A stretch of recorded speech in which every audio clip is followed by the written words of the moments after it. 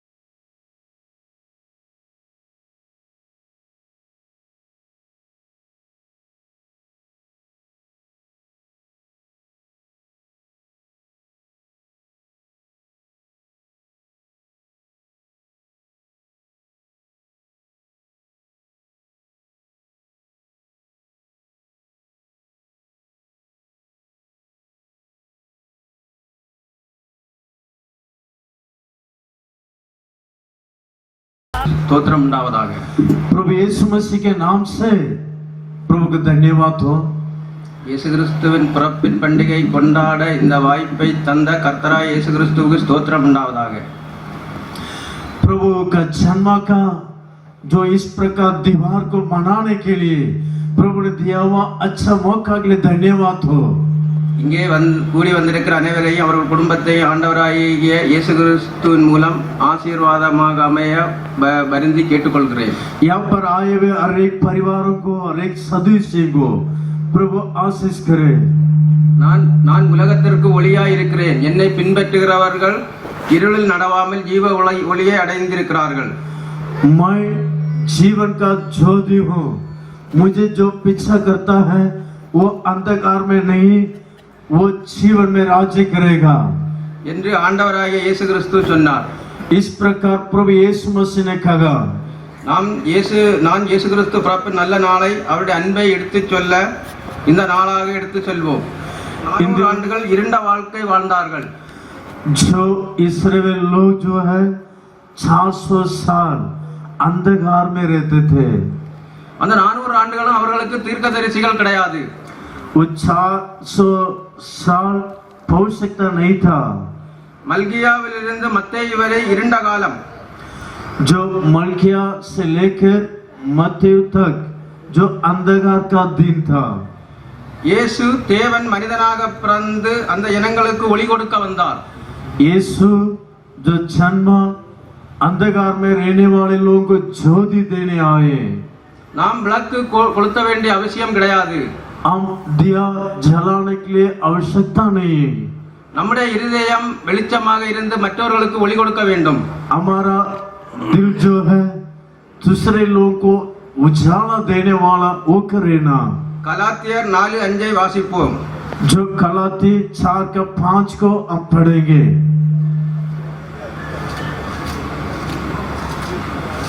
போது तो जब समय पूरा हुआ ஸ்ரீண்டத்தில் பிறந்தவரும் स्त्रियों से जन्मा நியாயப்பிரமாணத்துக்கு கீழ்ப்படியாதவருமாகிய जो व्यवस्था का अंदर रहने वाले लोगों நம்முடைய குமாரனை தேவன் அனுப்பினார். अपना पुत्र को पिता परमेश्वर ने भेजा. பழைய ஏற்பாடு காலம் முடிந்து जो पुराना नियम का युग खत्म होकर 400 வருடங்களுக்கு பின்பு இயேசு பிறந்தார். जो 400 साल का बाद यीशु जन्मा. இயேசு கிறிஸ்து ஏன் 2000 வருடங்களுக்கு முன் பிறக்கணும்? यीशु मसीह क्यों 2000 साल का पहले जन्मा? 4000 ஆண்டுகளுக்கு முன் பிறந்திருக்கிறாரே. 4000 साल का पहले जन्मा हो सकता था. அதற்குரிய காரணங்களை சொல்கிறேன். उसका कारण मैं आपको बता रहा हूँ.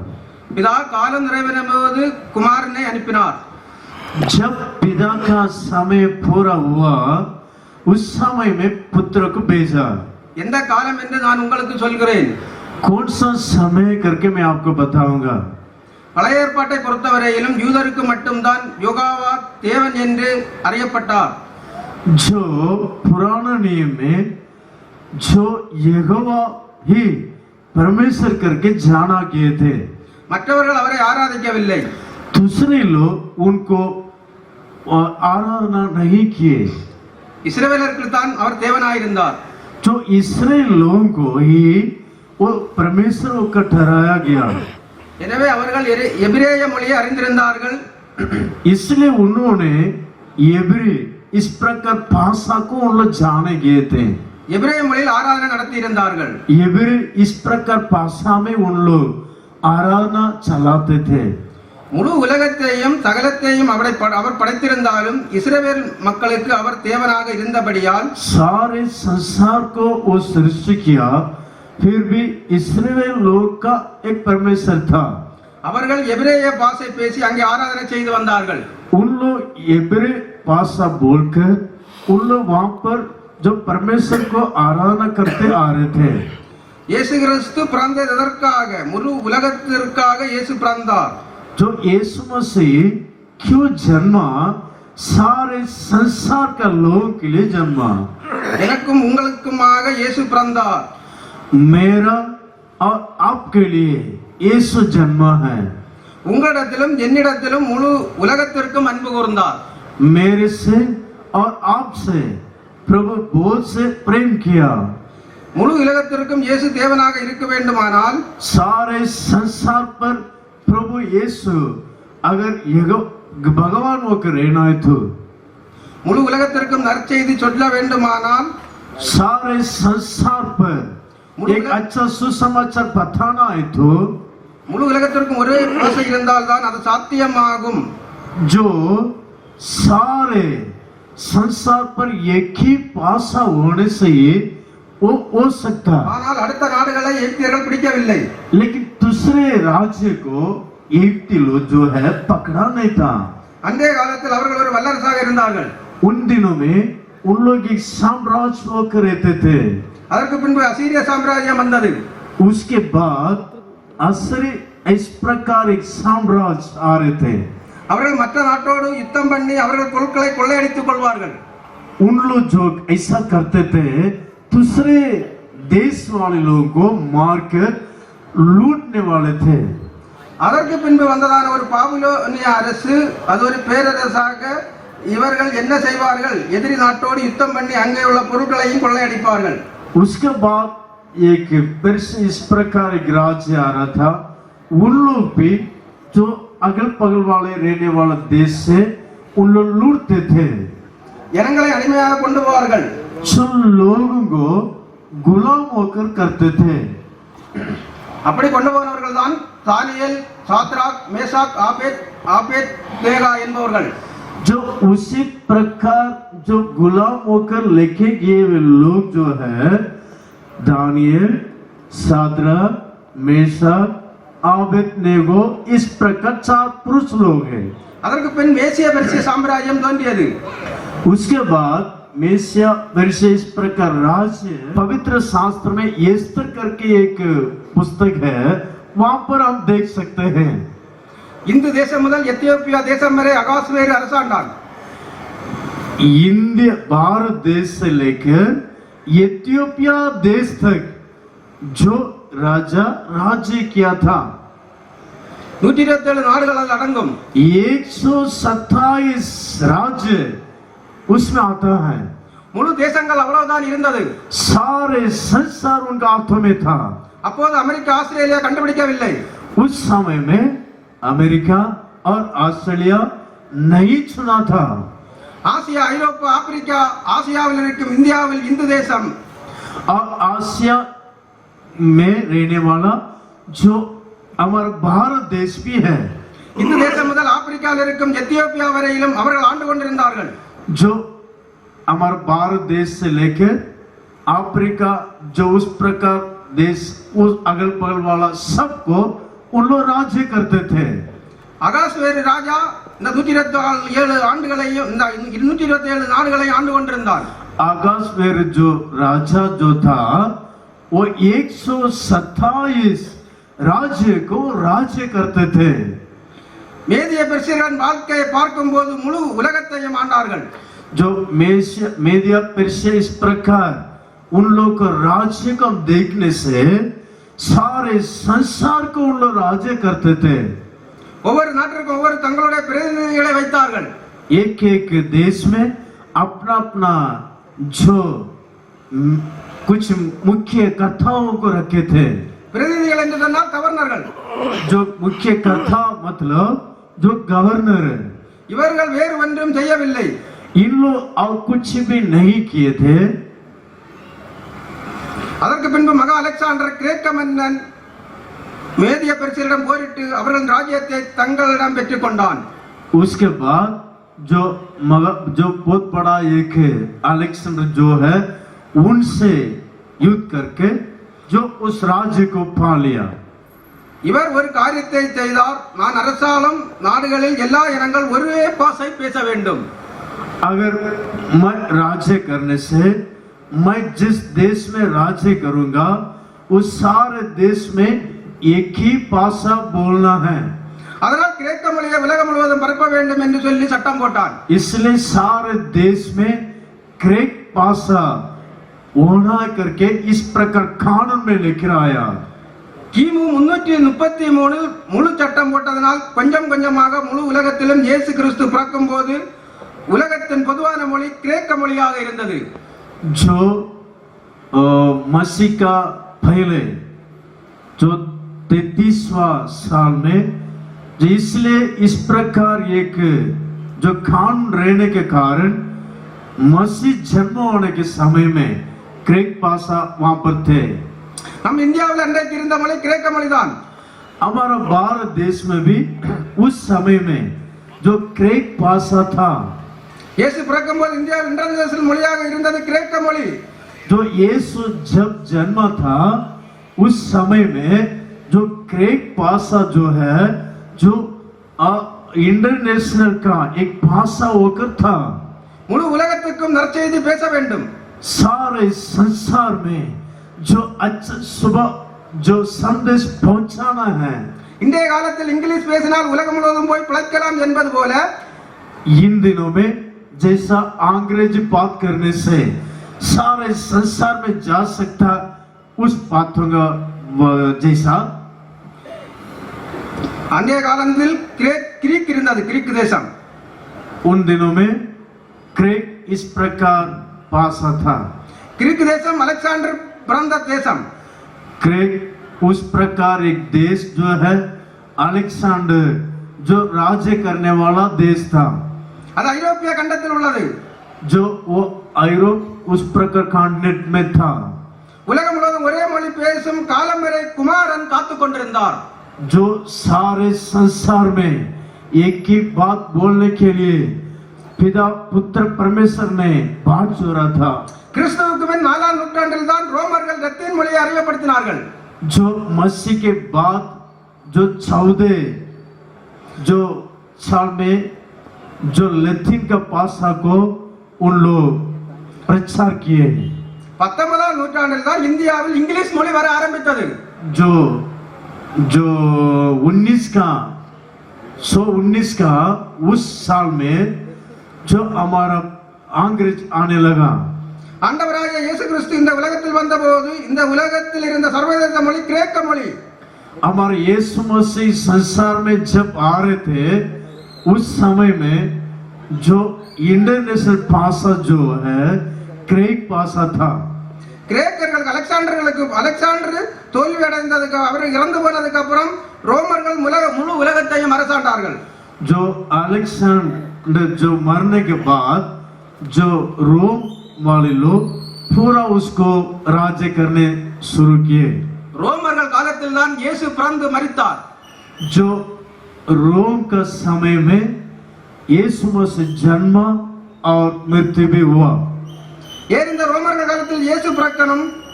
क्यों इस रोमियो का समय में यीशु जन्म? ரோமர் காலத்தில் 3 முக்கியமான காரியங்கள் இருந்தது. जो रोम का समय में 3 खास बात थे. அதற்கு முன்பு வரை சிலுவை தண்டனை கிடையாது. उसके पहले जो क्रूस का सजा नहीं था. மரண தண்டனை என்பது தூக்கிலே போடுவார்கள். जो मृत्यु का सजा मतलब उसको फांसी डालते थे. இல்லை என்றால் கழுத்தை வெட்டுவார்கள், இல்லை என்றால் கல்லறிந்து கொள்வார்கள். नहीं तो उसका गर्दन को काटेंगे, नहीं तो पत्थरवा करके उसको मार डालते हैं. அல்லது மிருகங்களுக்கு இரையாக போடுவார்கள். இப்படிதான் மரண தண்டனை அன்றைக்கு நிறைவேறிக் கொண்டிருந்தது. नहीं तो जंगली जानवर को ऐसा भोजन होकर पकड़ कर दे देते. इसी प्रकार सजा उन दिनों में था. ஆனால் இயேசு கிறிஸ்து இப்படித்தான் மரண தண்டனை. ஆனால் இயேசு கிறிஸ்து எப்படி மரிக்க வேண்டும்? ரத்தம் சிந்தி மரிக்க வேண்டும். लेकिन यीशु मसीह जो खून बहाकर मरना है था. சங்கீதம் 34:20 जो भजन संहिता जो 34 का 20 में लिखा हुआ है. அவருடைய எலும்புகளை எல்லாம் காப்பாற்றுகிறார், அவைகளில் ஒன்றும் முறிக்கப்படுவதில்லை. उनका हड्डियों को संभालता है और उनका हड्डी एक भी तोड़ता नहीं. அவருடைய எலும்புகள் ஒன்றும் முறிக்கப்படாது, அவருடைய எலும்பும் முறிக்க கூடாது. उनका एक हड्डी भी तोड़ा नहीं सकता. அவர் ரத்தம் சிந்தி மரிக்க வேண்டும். उन्होंने खून बहाकर मरना चाहे था. ரோமர்கள் காலத்தில் குற்றவாளியை கொல்வதற்கு 3 விதமான சிலுவையை பயன்படுத்தினார்கள். जो रोम का समय में जो जो दंड के लिए उनका योग्य ठहरा गए थे, उनके इस प्रकार सजा दिया जाते थे। எக்ஸ் வடிவ சிலுவை, டி வடிவ சிலுவை, பிளஸ் வடிவ சிலுவையை பயன்படுத்தினார்கள். जो जो एक्स के समान क्रूस और सादा क्रूस और उसका जो उल्टा तरीका रखते हुए इस प्रकार 3 प्रकार क्रूस से उनको सजा देते थे। இயேசு கிறிஸ்துவை பிளஸ் வடிவத்தில் உள்ள சிலுவையில் அறையப்பட்டார். जो यीशु मसीह को जो प्लस इस प्रकार रखा हुआ उस क्रूस में उसको मारा गया था। சிலுவையில் அறைந்தால் தான் கைகளிலும் கால்களிலும் ரத்தம் வந்து கொண்டே இருக்கும். जो क्रूस में मारा जाने से हाथ से और पांव से जो खून ऐसा आते रहेगा। முழு ரத்தமும் சிந்த வேண்டும். பாவ நிவாரணம் என்பது முழு ரத்தமும் சிந்த வேண்டும். जो पाप का जो जो पूरा बलि होने के लिए अपना खून को पूरा बहाना जरूरी है। எந்த மரணத்திலும் முழு ரத்தமும் சிந்தப்படாது. இயேசு கிறிஸ்து முழு ரத்தமும் சிந்தி மரிக்க வேண்டும். हमारे यीशु मसीह पूरा खून को बहाकर मरना था। முழு ரத்தமும் சிந்துவதற்கு இயேசு கிறிஸ்து சிலுவையில் தொங்கிக் கொண்டிருந்த நேரத்தில் ஒரு காடியிலே கடற்காலனை போட்டு ஈசோப்பை கொண்டு அவர் நாடி அடித்த இடங்களில் முழு ரத்தமும் சிந்துவதற்கு இயேசு கிறிஸ்துவை சிலுவையில் தொங்கிக் கொண்டிருந்த நேரத்தில் यीशु मसीह को जो क्रूस में मारा गया, क्यों? वो पूरा खून को बहाने के लिए ஒரு காடியிலே கடற்காலனை போட்டு ஈசோப்பை கொண்டு அவர் ஆணி அடித்த இடங்களில் जो एक इस प्रकार एक शाम में उसको जो कड़वा वस्तु को उसमें मिलाने के लिए दे रहे थे। கடற்காலனை கொண்டு தேய்த்த போது உடம்புல ரத்தம் முழுவதும் உடம்பு விட்டு வெளியேறியது. और उस प्रकार उसको छूने से और शरीर में रहने वाला सारे खून बाहर आने लगा। கடல் காளான் காயம்பட்ட இடத்தில் அந்த கடற்காலனை வைத்து பிடிக்கும் போது உடம்பில் உள்ள முழு ரத்தமும் வெளியேறும். உடம்பு பயங்கர வலியும் கொடுக்கும். जो जो समुद्र में इस प्रकार कुछ वस्तु है उससे उसको छोड़ने से पूरा खून बाहर आ जाता करके वैसा लिखा हुआ है। கடைசியில் விலாவில் குத்திய போது ரத்தம் வரவில்லை. ரத்தம் முழுவதும் வந்ததனால் தண்ணீர் தான் வெளியே வந்தது. उसके बाद जो पसल में जो बाला से मारा गया था उस समय में खून नहीं आया, वहां पर पानी ही आ रहा था। அவருடைய உடம்பில் உள்ள முழு ரத்தமும் வெளியே வந்தது. उनका शरीर में रगा हुआ सारे खून बाहर आने लगा। இயேசு ரோமர்கள் காலத்தில் ஏன் வந்தார்? அவர் இப்படித்தான் மரிக்க வேண்டும் என்பதற்காக வந்தார். यीशु मसीह जो रोमियों के समय में क्यों जन्मा है, इसी प्रकार मरने का था, इसलिए वो आया।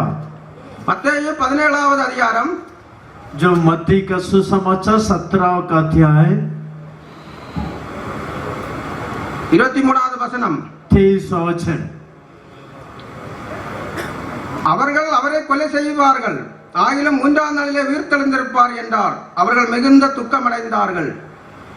जो उनको तीसरा दिन को मारा जाएंगे, लेकिन इस बातों को सुन के 6 लोग बहुत लोग दुखी में थे। மத்தேயு 20வது அதிகாரம் 19வது வசனத்தை படிப்போம். मत्ती 20 का और 19 वचन को भी आप देख सकते हैं।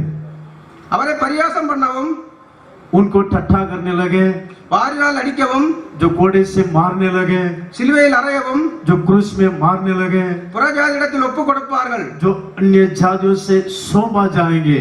ஆகையிலும் 3ஆம் நாளிலே அவர் உயிரோடு எழுந்திருப்பார். फिर भी तीसरे दिन वो जी उठेगा।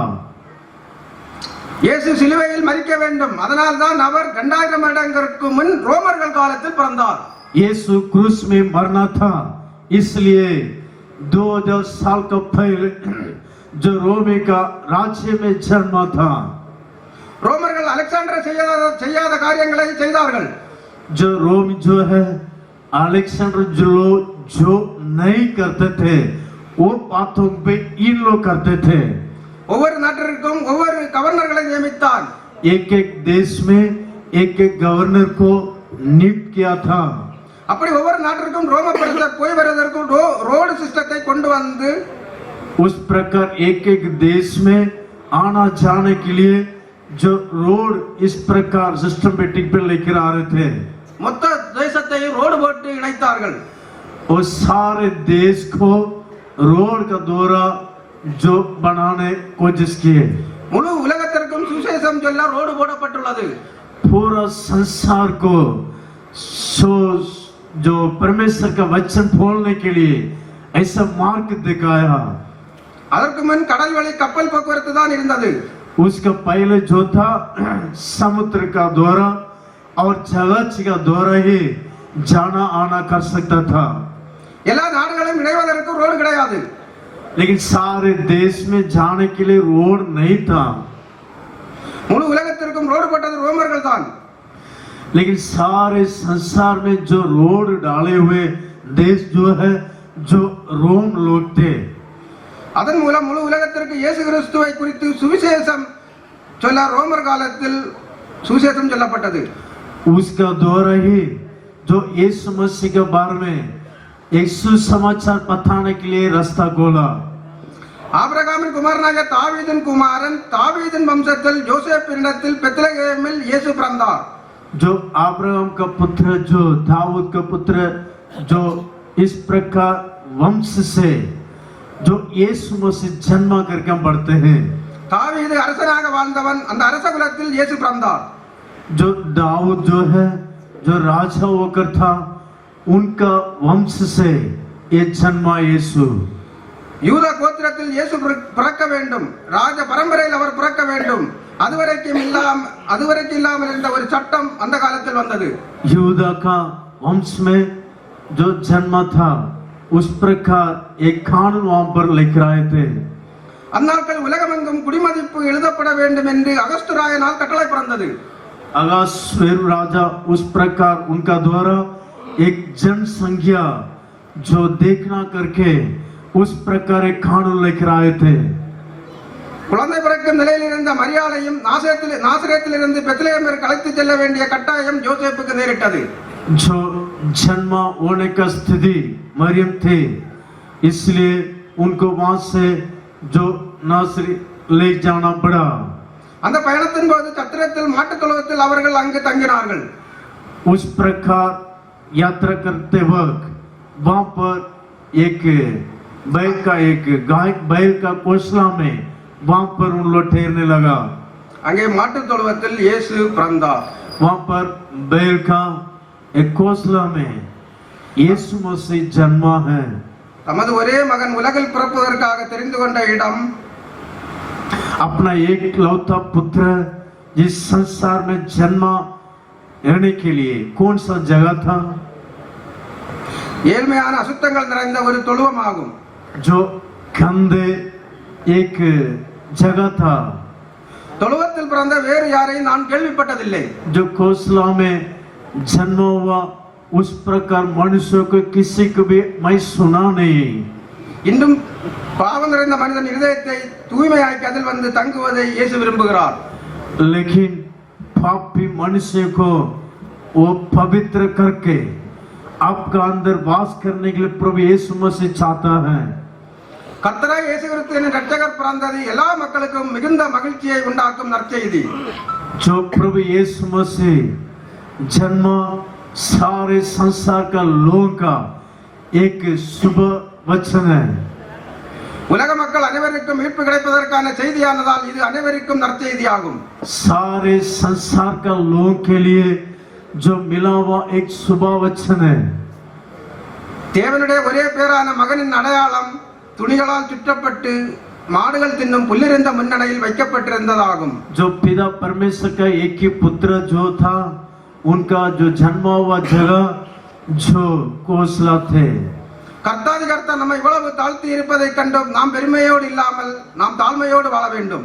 वो पिता परमेश्वर अपने पुत्र को इतना नम्रता से जन्माया ताकि हम भी नम्रता से रहने के लिए இயேசுவின் பிறப்பை விண்ணுலகத்திலும் கொண்டாடினார்கள். जो यीशु का जन्म के बारे में यहूदियों के पास भी मना रहे थे. கிறிஸ்துவின் பிறந்த நாள் போன்ற மகிழ்ச்சியுடன் உலகமெங்கும் கொண்டாடப்படும் நாள் வேறு எந்த பண்டிகையும் கிடையாது. जो मसीह का लोगों के लिए सारे संसार मनाने का कोई दीवार नहीं. इस प्रकार லூக்கா அதிகாரம் 2வது அதிகாரம் 8 முதல் 10 வரை வாசிப்போம். लूका का सुसमाचार 2 अध्याय और 8, 9, 10 पढ़ेंगे. அப்பொழுது அந்த நாட்டிலே மேய்ப்பர்கள் வயல்வெளியில் தங்கி उस समय में जो चरवा लोग जो खेत में रहते थे, ராத்திரியிலே தங்கள் மந்தையை காத்துக் கொண்டிருந்தார்கள். जो रात को वक्त अपना भेड़ों को रखवाली करते थे.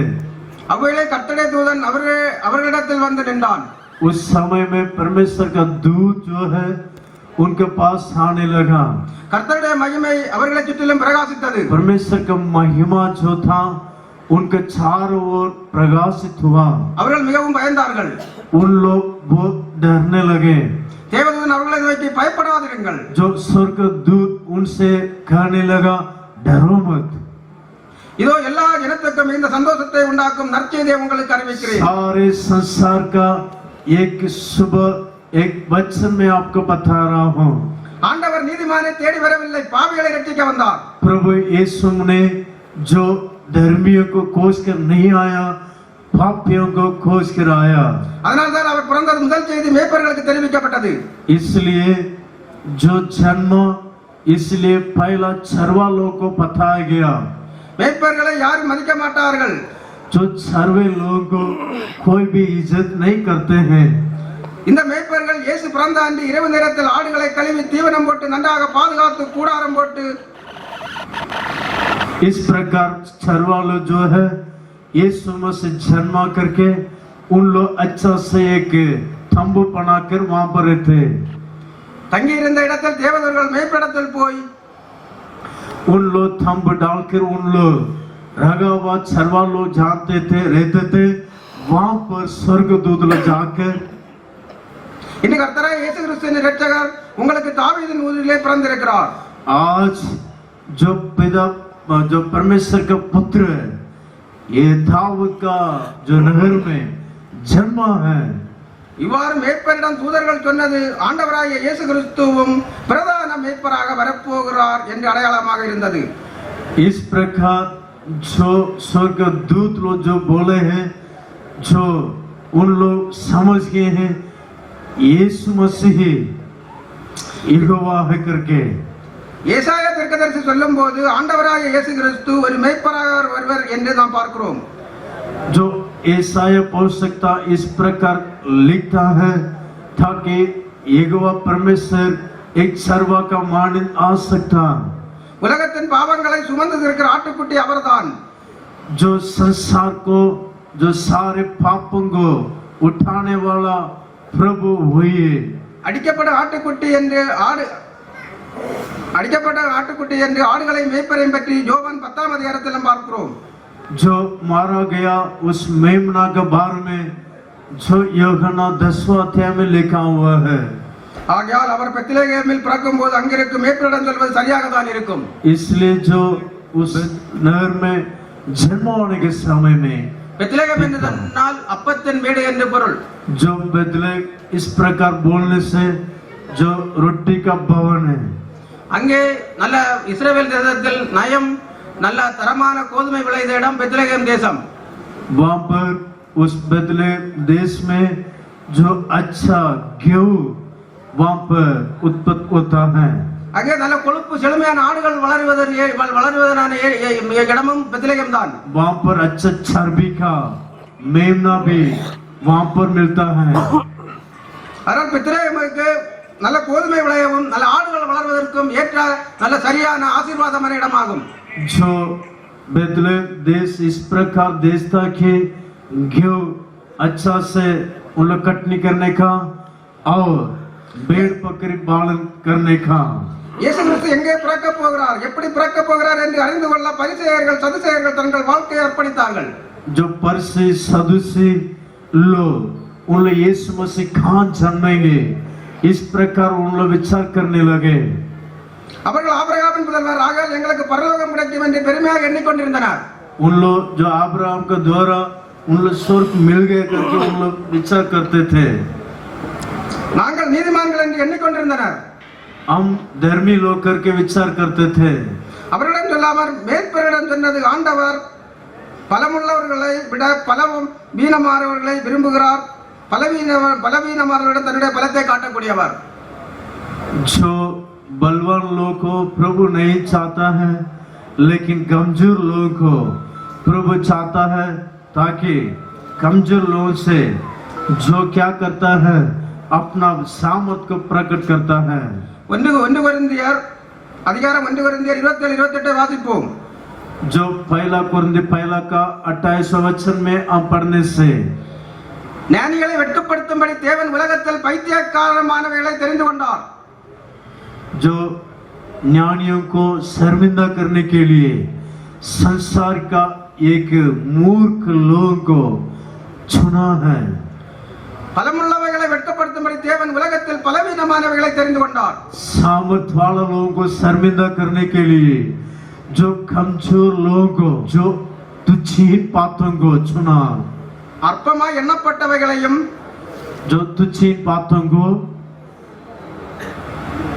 இல்லாதவைகளையும் தெரிந்து प्रभु கொண்டார். ने हमारे लिए जो आने वाले पड़े एक अच्छा छरुआ है। அவர்தான் நம்மையும் உங்களையும் என்னையும் எல்லாவற்றிலும் காக்கப் போகிறார். वही परमेश्वर जो है आपको और हमको रक्षा करेगा।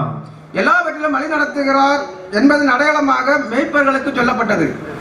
सारे बातों से प्रभु ने इसी प्रकार मार्ग दिखाया करके चरवा लोगों को दिखाया था। மேய்ப்பர்கள் வந்து பார்த்தார்கள். सर्वे लोग आके देखा। மேய்ப்பர்களுக்கு சொல்லப்பட்ட இந்த நேரத்தில் தான் சாஸ்திரிகளுக்கும் சொல்லப்பட்டது. जो इस प्रकार चरवा लोग को जो बोले गए थे, उस बातों को जो थार लोगों को भी कहने लगे। சாஸ்திரிகளுக்கு நட்சத்திரத்தின் வடிவத்தில் ஒரு கிழக்கே ஒரு நட்சத்திரம் உதித்தது. जो उन लोगों को जो है, जो थारों का समान पूर्व दिशा में एक थार दिखाई दे रहा था। கிழக்கு தேசத்தில் உள்ளவர்கள் அந்த நட்சத்திரம் வித்தியாசமா இருந்ததை கண்டு ராஜா பிறந்திருக்கிறார் என்று, जो पूर्व दिशा में जो एक अलग तरीका एक थारों को देखने से एक राजा जन्मा करके उन लोग समझ लिए। இந்தியா, இலங்கை, பாரசீகம், சீனா போன்ற தேசங்களிலிருந்து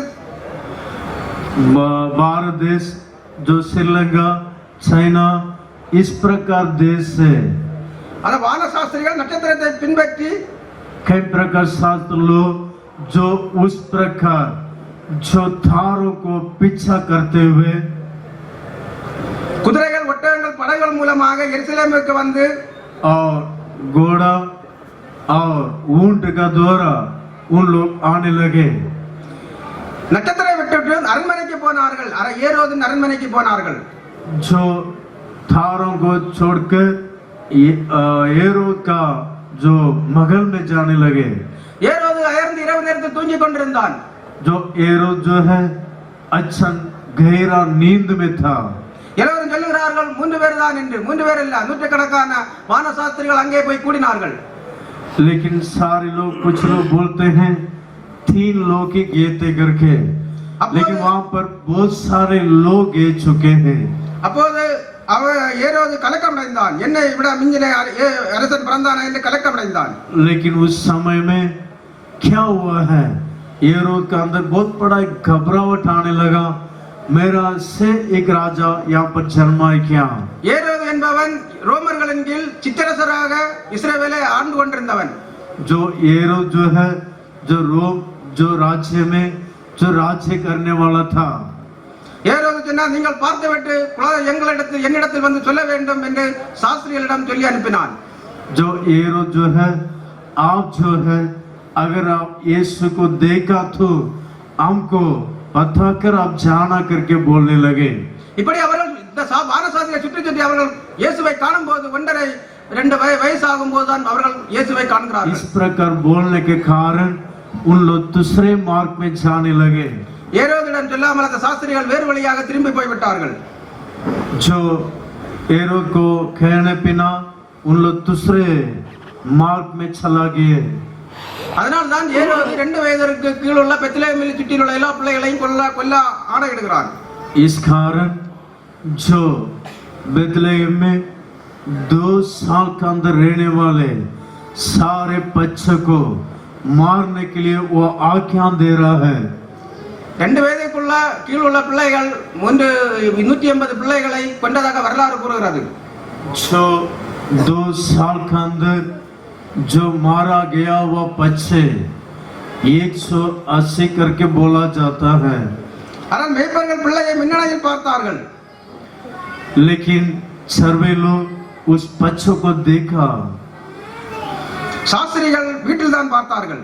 शास्त्रियों को उनके घर में देखा. ஆகையால் ஆண்டவர் நமக்காக வந்த மேய்ப்பர். इसलिए प्रभु ने हमारे लिए आया हुआ प्रभु है. தன் உயிரையும் கொடுக்கக்கூடிய மேய்ப்பர்.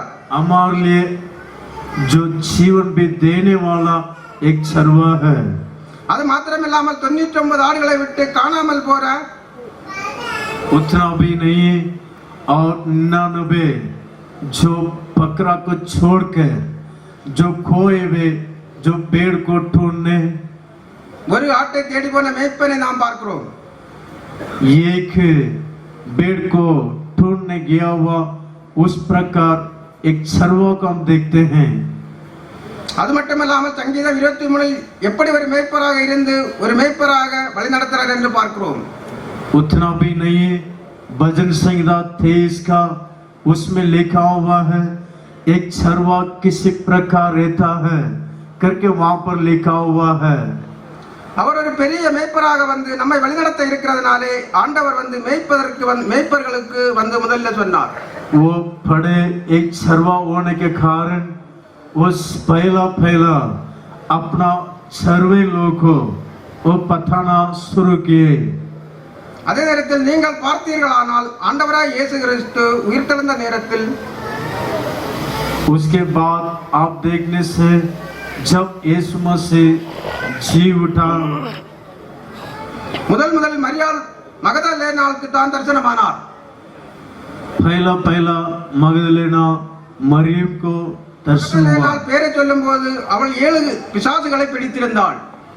जो मगदलेना मरियम को जो पहला 7 प्रकार शैतान पकड़ा हुआ था. ஆண்டவர் இயேசு கிறிஸ்து எப்பவும் தாழ்மையான மக்களை தெரிந்து கொள்பவர். यीशु प्रभु ने हमेशा उन नम्रते लोगों को सुना रहता है.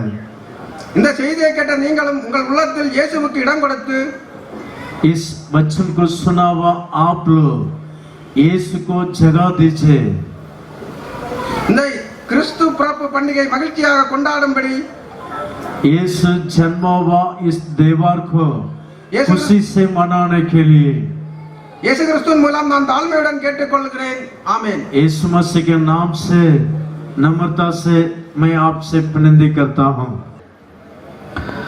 எங்கள் நல்ல ஆண்டவரே, இந்த மாலை வேளையில் நாங்கள் ஒன்றாக இந்த இடத்திலே கூடுவதற்கு நீர் தந்த நல்ல கிருபைக்காக ஸ்தோத்திரம். திருவாளர் டென்னிஸ் அவருடைய குடும்பத்திற்காக அவருடைய தொழில்களுக்காக நாங்கள் உமக்கு நன்றி செலுத்துகின்றோம். பணி செய்கின்ற எல்லாரையும் இந்த கிறிஸ்து பிறப்பு காலங்களிலே மகிழ்விக்க வேண்டும் என்கிற நிலையிலே இந்த கூடுகை ஒழுங்கு செய்யப்பட்டு உம்முடைய வார்த்தைகள் இந்த இடத்திலே விதைக்கப்பட்டிருக்கிறது. இருளிலே வாழ்கின்ற இந்த மக்கள் எல்லாரும் பேரொழியை தங்களுடைய வாழ்விலே கண்டு கிறிஸ்துவுக்கு சான்று பகர்ந்து கடவுளுடைய வருகைக்கென்று தங்களை ஆயத்தமாக்க ஆண்டவர் அனுக்கிரகம் தருவீராக. ஒவ்வொரு தொழிலாளர்களையும் ஆண்டவர் பொறுப்படுத்திக் கொள்ளும். ஆண்டவர் ஆசீர்வதியும். கடினமாக உழைக்கின்ற அந்த உழைப்பின் பலனை பெற்று மகிழ்ச்சியோடு வாழ ஆண்டவர் அனுக்கிரகம் தருவீராக. ஒருவருடைய குடும்பங்களையும் கடவுள் நீர்தாமே ஆசீர்வதியும். தேவையான நன்மைகளை தந்து நீர்தாமே வழிநடத்த நாங்கள் வேண்டுதல் செய்கிறோம். அவருடைய ஒவ்வொரு தொழில்களையும் இந்த நிறுவனங்களையும் உடைய கரங்களிலே தருகிறோம். ஆண்டவர் அவைகளின் வழியாக நீர் செயல்படும். உடைய நன்மைகளை பெற்றுக்கொள்ள கடவுள் கிருபை தருவீராக. தம்முடைய மகனுடைய குடும்பத்தை ஆண்டவர் தொடர்ந்து ஆசீர்வதியும். இங்கே இருக்கிற ஒவ்வொருவரோடும் உடைய ஆசீர்வாதம் தங்கட்டும். ஆண்டவரே, இந்த கிறிஸ்து பிறப்பு பண்டிகை காலம் எல்லாருக்கும் மகிழ்ச்சி நிறைந்த காலமாக இருக்க ஆண்டவர் துணை தருவீராக. துதிகன மகிமை அனைத்தும் நாங்கள் உமக்கே ஏறெடுக்கிறோம். மீட்பர் இயேசு கிறிஸ்துவின் வழியாய் மிகுந்த தாழ்மையோடு கேட்கிறோம் நல்ல பிதாவே, ஆமேன். என் ஆத்துமாவே கர்த்தரை ஸ்தோத்திரி, என் முழு உள்ளமே அவருடைய பரிசுத்த நாமத்தை ஸ்தோத்திரி. என் ஆத்துமாவே கர்த்தரை ஸ்தோத்திரி, அவர் செய்த சகல உபகாரங்களையும் மறவாதே. ஆமேன். ஆசீர்வாதம் நம்முடைய கர்த்தரும் மீட்பருமாகிய இயேசு கிறிஸ்துவனுடைய கிருபையும் பிதாவாகிய கடவுளுடைய அன்பும் தூயாவியானவருடைய தெய்வீக வழிநடத்துதலும் நம் அனைவரோடும் நம்முடைய கிறிஸ்து பிறப்பு கொண்டாட்டங்களோடும் நிறைவாய் தங்கி இருப்பதாக. ஆமேன்.